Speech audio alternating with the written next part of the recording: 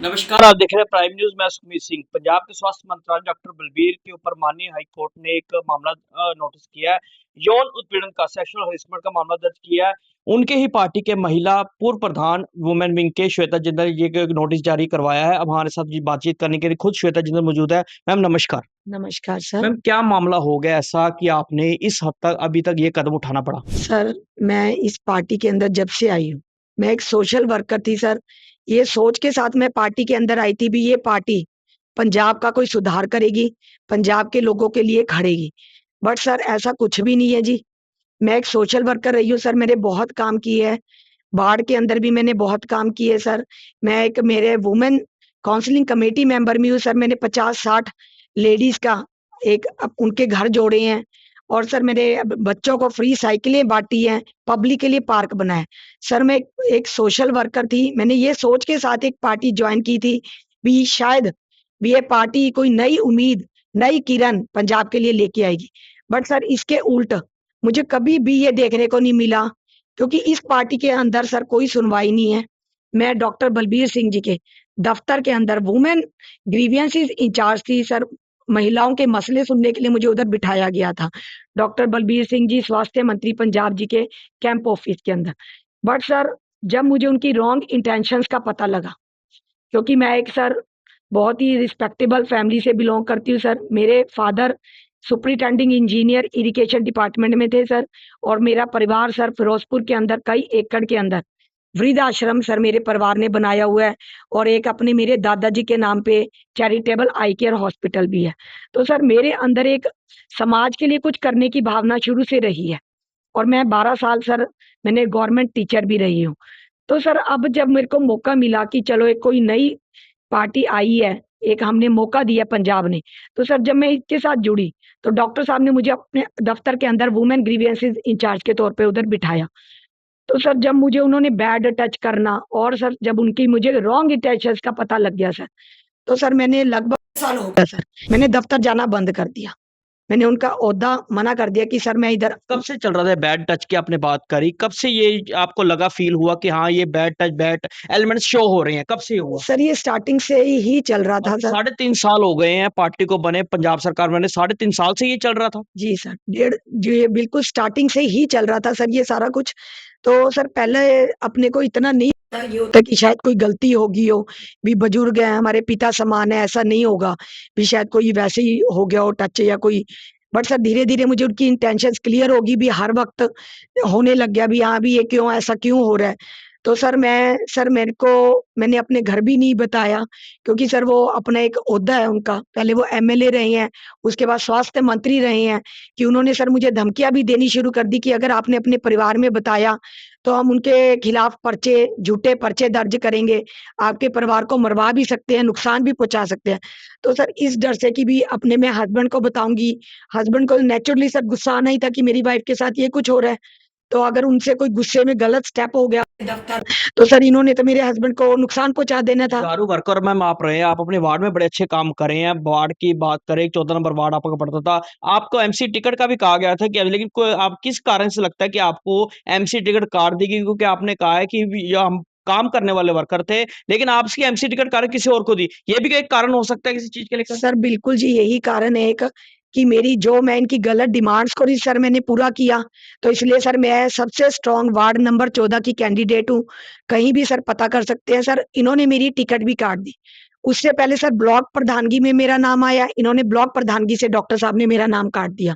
Sir screening committee के members और भी थे टिकट देने के वक़्त एमसी की, उन्होंने मुझे बताया भी डॉक्टर साहब ने आपका नाम कटवाया है कि आप सबसे स्ट्रॉन्ग कैंडिडेट थे। सर मुझे सबने एमएलएज़ ने भी कइयों ने बताया मेरे हलके के, जो पटियाले जिले के भी, इन्होंने आपका नाम कटवाया है।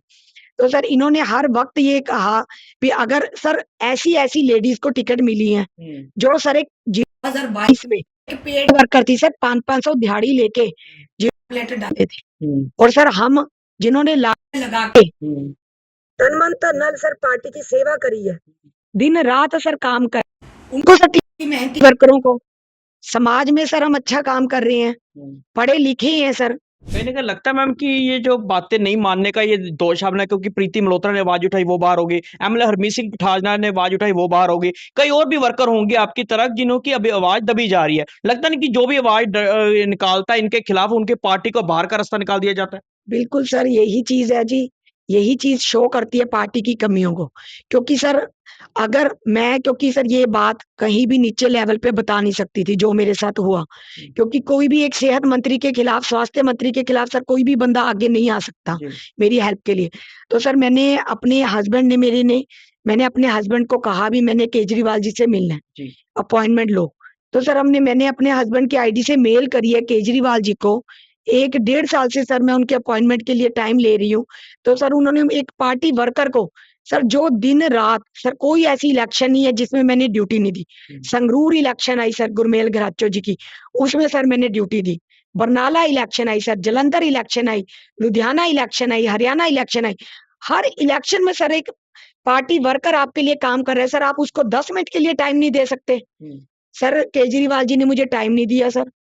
तो इसलिए सर आज मैंने मानयोग अदालत का दरवाजा खटकाया है ताकि मुझे इंसाफ मिल सके। लास्ट बार बात कब हुई थी आपकी डॉक्टर बलबीर से? कोई संपर्क में थे आप बीच में? नहीं सर, उनके डॉक्टर साहब की एमपी इलेक्शंस के बाद मेरी उनसे कोई बात नहीं हुई। मुझे नहीं लगता उनसे कोई बात हुई है। मन में कोई डर हो क्योंकि इतना बड़ा आपने स्टेप उठाया? सर ये स्टेप ही उठाया सर, मेरी मजबूरी है। क्योंकि जब मुझे मोबाइल वाले की कॉन्स्पिरेंसी का पता लग गया कि उसके पीछे मोबाइल वाले का क्या मैटर है? क्योंकि वहीं से ही यहाँ शुरुआत हुई। पहले आप बिल्कुल पार्टी वर्क में काम कर रही थी, जो मोबाइल का मैटर आया बीच में, उसी से मोबाइल की क्या मैम उसमें गुत्थी है? सर ये जो भी डॉक्टर साहब ने मेरे साथ किया, वो सर सब कुछ मैं अपना इनका दफ्तर छोड़ दिया सर। मैं अपना पार्टी के लिए काम करने लगी। मैं इनके दफ्तर के बिल्कुल टच में नहीं थी। जी। कि मैंने ये कहा कि मैं अपने पार्टी के लिए काम करूँगी। जहाँ मेरी पार्टी ड्यूटी लगाती है मैं उनके अंडर काम करूँगी, मैं डॉक्टर साहब के अंडर काम नहीं करूँगी। जी। तो सर फिर मैं अपना ये काफ़ी टाइम हो गया सर इस बात को। फिर इन्होंने सर सोचा कि ये तो हमारे अंडर काम नहीं कर रही। दिल्ली इलेक्शंस के दौरान सर इन्होंने मुझे कॉन्टैक्ट किया, बट मैं अपने इंडिपेंडेंट गई हूँ सर। बट मैं पार्टी की तरफ से गई हूँ, जो ड्यूटी लगी है, मैं डॉक्टर साहब के साथ दिल्ली इलेक्शंस में भी नहीं गई।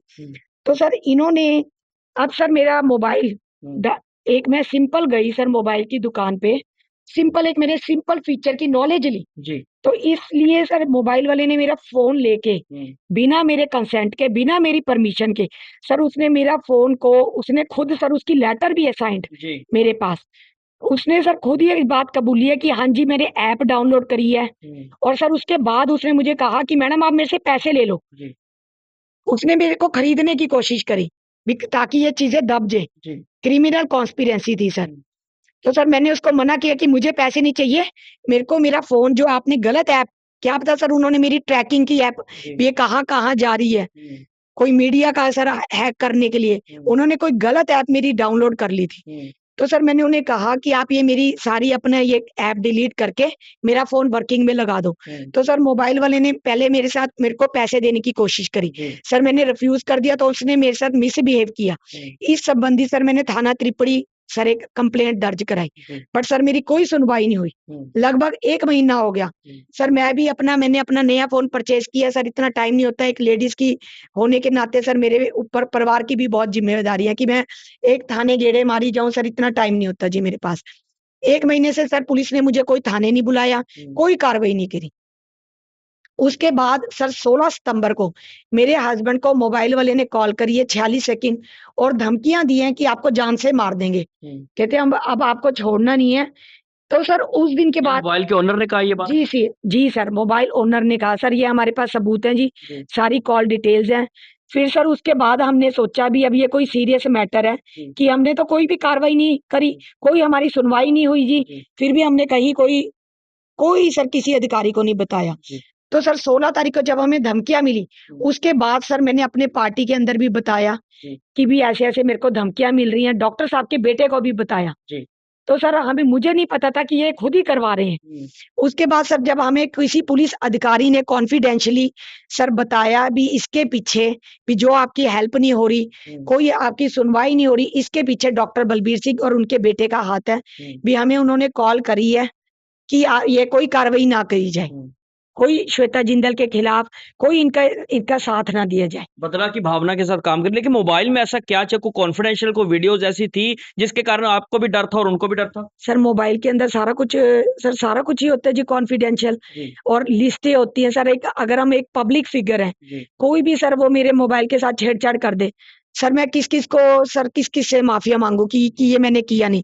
सर पुलिस को भी मैंने यही कहा कि सर मुझे ये सिर्फ लिखवा के दे दो कि अब मैंने फोन अपना परचेज कर लिया, मैं अपने काम में बिजी हूँ, अगर आपने कार्रवाई कोई नहीं करनी कोई दिक्कत नहीं है, सिर्फ आप मुझे ये लिखवा के दे दो कि जितना टाइम इसके पास मेरा मोबाइल रहा है, कि अगर उसके साथ कोई छेड़छाड़ हुई है तो ये जिम्मेदार होएगा मोबाइल वाला, कि ये लिखवा के दे दो, मुझे डर है कि कोई मेरे मोबाइल के साथ बैड एलिमेंट्स की बात करी आपने कि बैड में कहाँ होता था, आप उनके घर बुलाया जाता था या कहीं पर और कई जगह पे बुलाया जाता था, कहाँ तक ये चीजें पे पॉसिबल है? सर ये पब्लिकली भी उन्होंने काफी बैड टच की है सर। जी। मेरे पास पिक्चर्स भी है, मैंने मानयोग अदालत ऑफिस में भी आप गए? जी सर पहले की बात है ये, जी जब मैंने छोड़ दिया उससे पहले की बात है सर। जी जी और उसके बाद उन्होंने उनके मैसेज भी हैं, कभी सर रात को 9 बजे मीटिंग के लिए अपनी घर पे बुला रहे हैं जी मंत्री साहब, जी अर्ली मॉर्निंग बुलाया जा रहा है सर। जी उनके बेटे ने सर जो गांवों के अंदर मुहिम शुरू की, जी सर 4 बजे तो गांव के अंदर पहुंचना होता था जी सर। उसके अंदर ट्रैवलिंग डिस्टेंस भी आधे घंटे का गांव में पहुंचने तक। जी एक सर लेडीज कोई 3:30 बजे चल के आएगी अपने घर, सर उसकी सेफ्टी इश्यूज। सर उनके डॉक्टर बलबीर सिंह और उनके बेटे के पास तो सर गनमैन है, एक लेडी के पास सर क्या चीज है जी कि वो 3:30 बजे रात को अंधेरे निकलेगी, डेली उसने आना है सर 1 महीने तक, और 4 बजे गांव के अंदर पहुंचना है सर। 4 बजे क्या ऐसा काम होता है, क्योंकि गांवों के लोग भी सर उस टाइम बिजी होते हैं, उन्होंने अपने जानवरों को जो गायें भैंसे रखी हुई उन्हें खाना देना है, दूध निकालना है, सर वो क्या करेंगे? वो तो सुबह ही काम शुरू होता था सर। पब्लिक के साथ तो 7 बजे 6 बजे शुरू होता था सर। सिर्फ एक रॉन्ग इंटेंशन थी उस समय सर, मैंने मना कर दिया। तो सर ये सारा कुछ उन्होंने मेरा मेरा एक पॉलिटिकल कैरियर खत्म करने की कोशिश करी सर। सर वो भी मुझे कोई दिक्कत नहीं है सर, अगर पार्टी ने मेरा ओहदा ले लिया सर, मुझे पार्टी ने कुछ भी नहीं दिया था जो मेरा उन्होंने लिया है सर। ना ही पार्टी वालों मुझे कोई कोठी दी गई, कोई गनमैन दिया गया, कोई गाड़ी दी गई, कोई सैलरी भी नहीं दी गई सर। हम अपना एक हम जज्बा था कि हम एक पार्टी के लिए अपना काम कर रहे थे सर। हमें कुछ दिया नहीं गया जो हमारा उन्होंने खोस लिया। मैं एक सोशल वर्कर थी sir, as a social worker मैं अभी भी काम करती रहूंगी। एक कुछ ही महीने साल पहले एक एमसी इलेक्शन के पहले एक ऑडियो भी वायरल होती है किसी एमसी की इलेक्शन की, उनको भी टिकट दी गई और एक आधी आपके वार्ड में भी जो आपने इल्जाम लगाया कि हमारे वार्ड का जो एमसी है उनका भी इल्जाम लगता है ना कहीं ये पार्टी में ऐसी चीजें चल रही थी, पहले ही आपको बड़ा स्टेप उठा लेना चाहिए। सर देखो जो बंदा जैसा होता है वो अपनी तरह के बंदों को ही लाइक करता है। डॉक्टर साहब के दफ्तर पंचायत भवन, सर आप सीसीटीवी फुटेज निकालो सर, सब लेडीज के सब उधर गलत काम चलते हैं सर। जब इसीलिए सर मैंने दफ्तर छोड़ा, इसीलिए सर इनका साथ छोड़ा, सिर्फ मैं पार्टी के लिए काम कर रही थी सर। और मैंने सर ये कोई चीज अपने डर के मारे सर, अपने परिवार की के लिए कि कोई खतरा ना हो, डिस्क्लोज नहीं करा। बट सर अब जब मुझे मोबाइल वाले का क्लियर पता लग गया कि इनका हाथ है, कि अब जो चीजें ये मुझे कहते थे भी आपके झूठे पर्चे करवाएंगे, आपके परिवार को जान से मार देंगे, वो चीज अब ये करना स्टार्ट इन्होंने कर दी है मेरे खिलाफ सर। जब तक इन्होंने मेरी एमसी की टिकट करी कैंसिल सर, मैं कुछ नहीं बोली, क्योंकि सर हम एक किसी ओहदों के लिए सर, किसी पोजीशन के लिए मैं पार्टी में नहीं आई, सिर्फ एक काम करने के लिए आई हूँ सर। ये पूरी पटियाला देहाती गवाह है कि आज तक मैंने किसी से एक चाय का कप भी नहीं पिया सर। इस रिलेटेड आपने कभी ऊपर बात करी क्योंकि मनोज सिसोदिया जो प्रभारी है पंजाब के, अमन अरोड़ा जो प्रधान है पंजाब के, केजरीवाल जी है जो सुप्रीमो के, ये आपने संपर्क साधा उनसे कि इस चीज के ऊपर, क्योंकि 3.5 का समा बहुत ज्यादा समय होता है, कोई छोटा समय नहीं होता। कभी आपने उससे संपर्क करने की कोशिश की कि मेरे साथ हमारी पार्टी वर्कर्स ऐसे हो रहा है? सर कोई भी कहीं किसी पार्टी वर्कर की सर सुनवाई नहीं, अगर सुनवाई होती तो आज वर्कर घर थोड़ी बैठते सर। वर्कर की आवाज को हमेशा दबाया जा रहा है। अब सर थाने के अंदर जो मसला हुआ, क्योंकि डॉक्टर बलबीर सर का हाथ था, मैंने सर पार्टी के खिलाफ कोई कुछ भी नहीं आवाज उठाई थी, क्यों यह हाईलाइट किया गया सर? क्यों मुझे डिफेम करने की कोशिश की गई? उल्टा सर जो पार्टी की एक लेटर आई है वो भी मैंने मानयोग अदालत के अंदर पेश करी है कि आप सारी इंक्वायरी सारे सबूत दिए हैं कि मोबाइल वाले ने खुद माना है कि मैंने मैडम का मोबाइल के साथ छेड़छाड़ करी है। उसके बाद भी पार्टी ने ये कि लेटर आई है कि मैंने थ्रेटन करा है मोबाइल वाले को सर, बल्कि उसने मेरे साथ मिसबिहेव, एक महिला होने के नाते मेरे साथ उसने सर मिसबिहेव किया है। फिर भी सर मेरी कोई 1 महीने तक सुनवाई नहीं हुई, उसके बाद भी सर मुझे कहा जा रहा है कि थ्रेटन करा। अगर सर मैं इतना सर कोई पार्टी थ्रेटन करने की अगर मेरी होती सर, तो सर मैं बाहर नहीं बैठती धूप अब में। नेक्स्ट स्टेप क्या होने वाला है? आप आगे चलकर क्या करोगे आप? सर मैं तो सर बस मानयोग अदालत में अपना केस लड़ूंगी। जी। सबूत सर मैंने मानयोग अदालत के सामने पेश कर दिए हैं। जी। सर जैसे हम बचपन से पढ़ते आ रहे हैं जी। कि हमारे फंडामेंटल राइट्स हैं कि हम अदालत का दरवाजा खटखटा सकते हैं अगर हमारे साथ कोई भी स्ट्रांग बंदा जी। कुछ करता है, तो सर वही चीज मैंने करी है सर। जी। पूरी मुझे उम्मीद है। बाकी सर एक आपने क्वेश्चन करा था, अभी उन्होंने एक जो पीछे एसके की सर ऑडियो वायरल हुई थी जी। सर, तब भी पार्टी ने जी। डॉक्टर साहब ने जी। एसके को टिकट दी है जी। सर। वार्ड नंबर 14 से जो मैं जहां स्ट्रॉन्ग कैंडिडेट थी, जी। एक गुरकिरपाल एमसी है सर, जी। वो हर एक गलत काम में डॉक्टर साहब का साथ देता है, जी। उसको टिकट दी गई है सर। वो एक कैरेक्टरलेस बंदा है। पहले भी सर उसकी काफी महिलाओं के साथ छेड़छाड़ी वार्ड के अंदर भी सर उसने करी है। जी।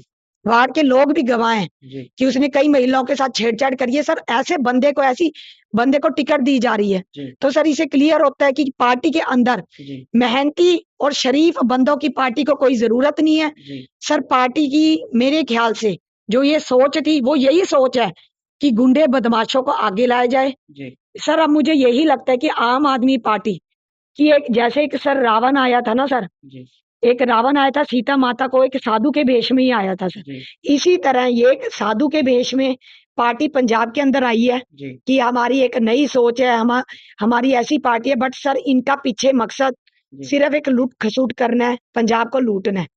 बट सर मैं ये एक बताना चाहती हूँ, पार्टी तक मैसेज देना चाहती हूँ कि जो पंजाब की धरती गुरुओं पीरों की धरती है जी, इन्होंने हमेशा संघर्ष करा है। इस धरती ने अंग्रेजों की गुलामी नहीं सही, मुगलों की गुलामी नहीं सही, तो आम आदमी पार्टी कोई बड़ी चीज नहीं है। 2027 के अंदर इससे भी पंजाब मुक्त हो जाएगा, आम आदमी पार्टी से भी पंजाब मुक्त हो जाएगा। अगर पंजाब ने अंग्रेजों के शासन से मुक्त हुआ है, मुगलों के शासन से मुक्त हुआ है, तो पंजाब की धरती आम आदमी पार्टी को भी से भी मुक्त होएगी, इन्हें भी भगाएगी।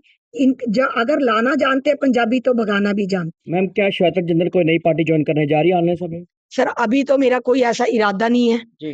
बाकी सर मैं हमेशा से मैंने पार्टी जरूर छोड़ी है, जी। बट अपने जो मेरे बहन भाई उनके साथ मेरा प्यार वैसे ही बना रहेगा। जी। उनकी मदद के लिए मैं जैसे पहले खड़ी थी, आज भी मैं वैसे ही खड़ी हूँ सर। उनके दुख सुख में हमेशा खड़ी थी और खड़ी रहूंगी। इंसाफ मिलेगा, लगता है माननीय कोर्ट से इंसाफ मिलेगा आपको?